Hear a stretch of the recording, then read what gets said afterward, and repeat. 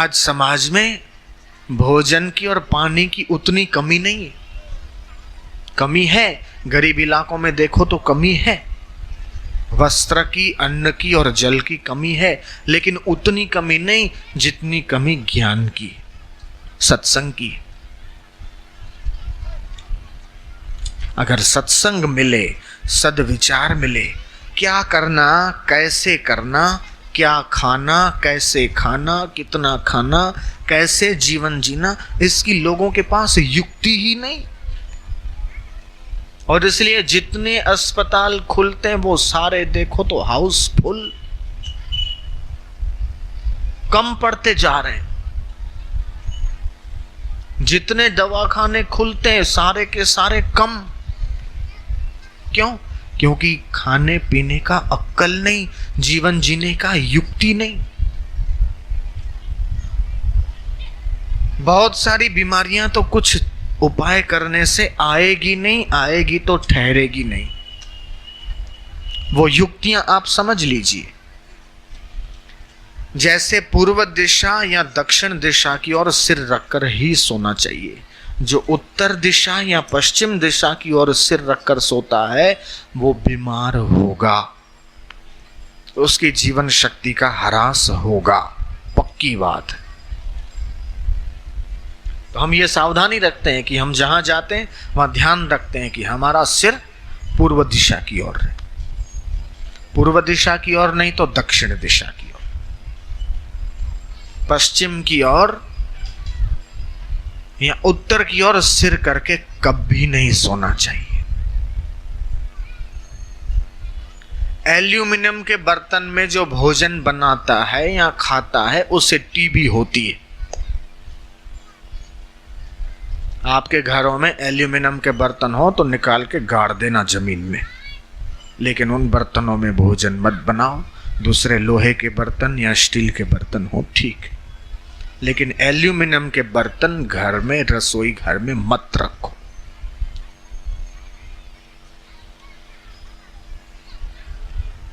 हर रोज सुबह सूर्योदय से पहले उठने वाला और स्नान करने वाला की बुद्धि गजब की विकसित होती है। 5-7 पत्ते तुलसी के खाकर 1 गिलास पानी पीने से याद शक्ति गजब की बढ़ती है। लेकिन रविवार के दिन तुलसी नहीं तोड़ना चाहिए।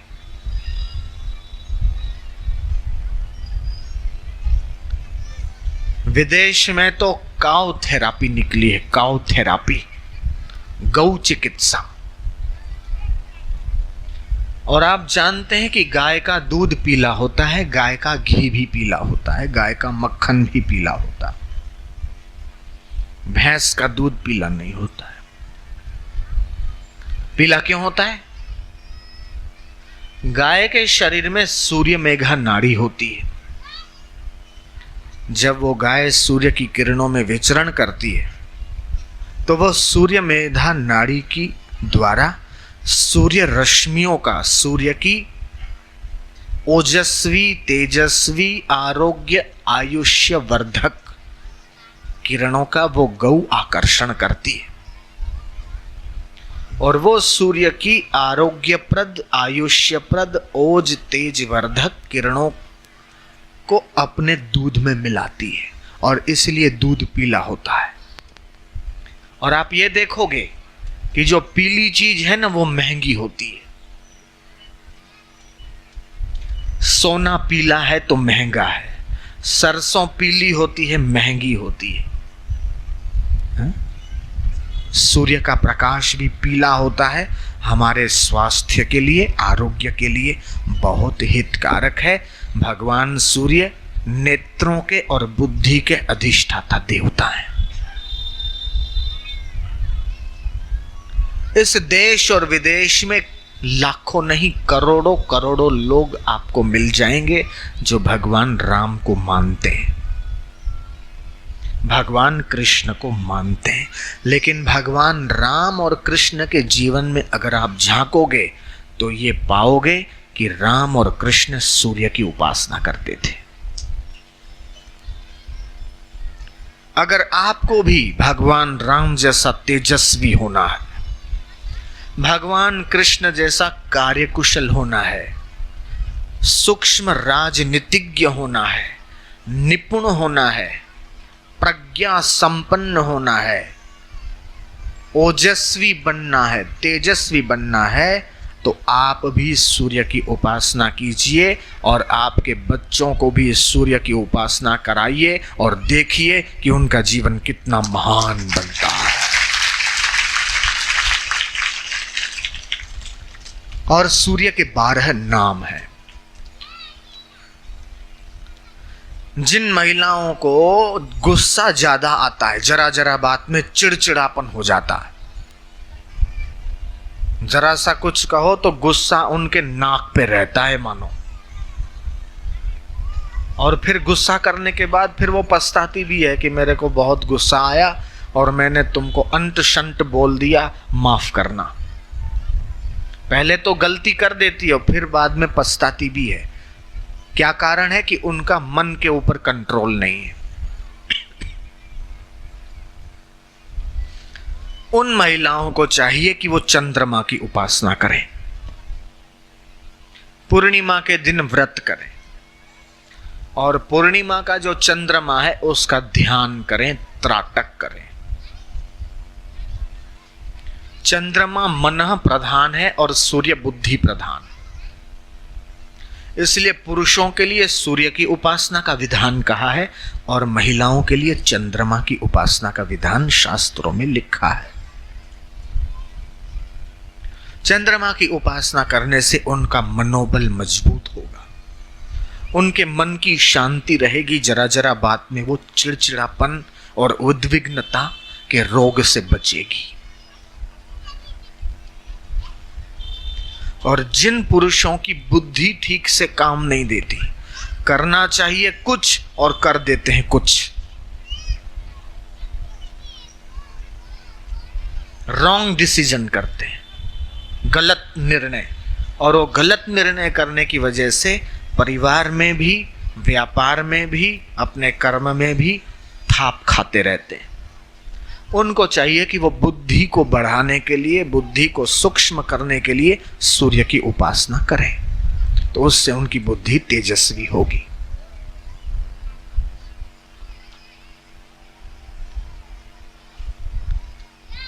ये कैसी विडंबना है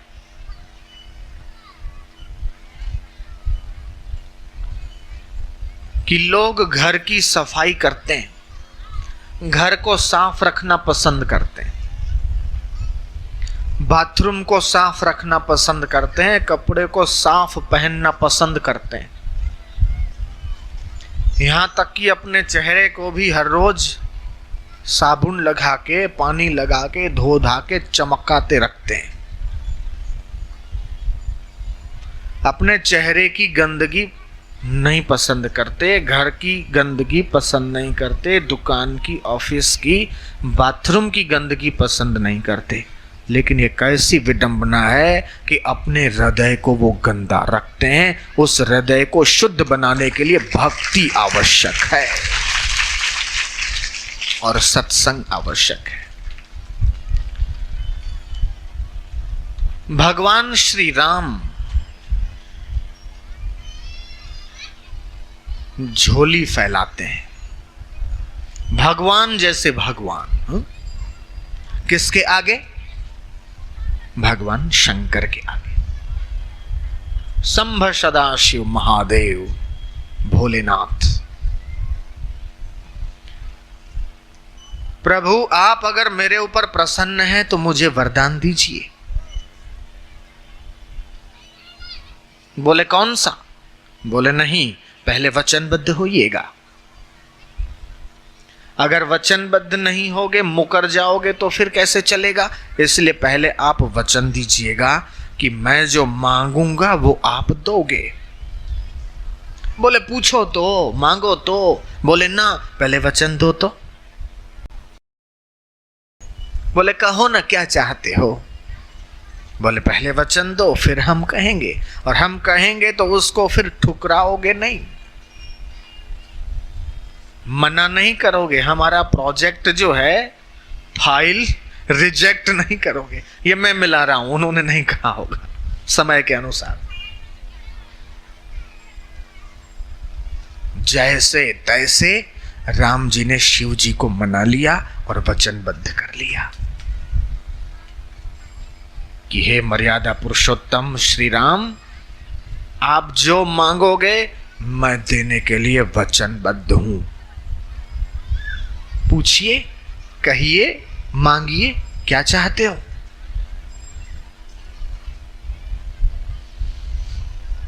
भगवान राम हाथ जोड़कर प्रार्थना करते हैं, बोले मेरे लिए नहीं, अवधवासियों के लिए, मेरे नगरवासियों के लिए, पुरवासियों के लिए मैं मांगता हूं।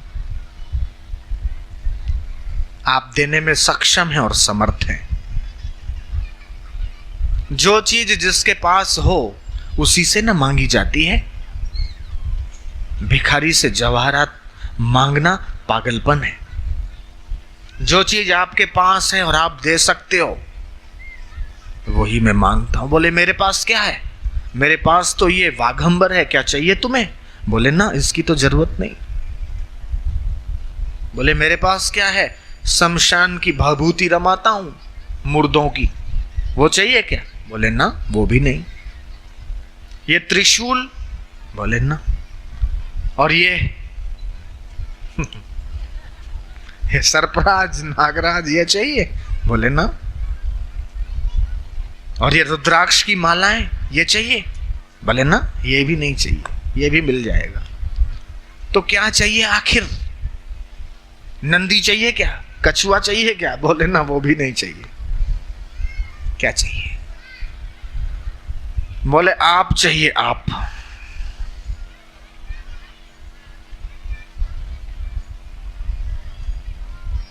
बारह वर्ष तक अयोध्या में आप रहिए। अयोध्या वासियों को आपके रुद्राक्ष की जरूरत नहीं है। नगरवासियों को आपके भभूति की, वाघंबर की, त्रिशूल की, नंदी की जरूरत नहीं है। अयोध्या वासियों को जरूरत है सत्संग की, भगवान की कथा की। 12 वर्ष रहिए और ज्ञान सुनाइए। और इतिहास कहता है कि 12 वर्ष पर्यंत भगवान शंकर अयोध्या वासियों को सत्संग सुनाते हैं।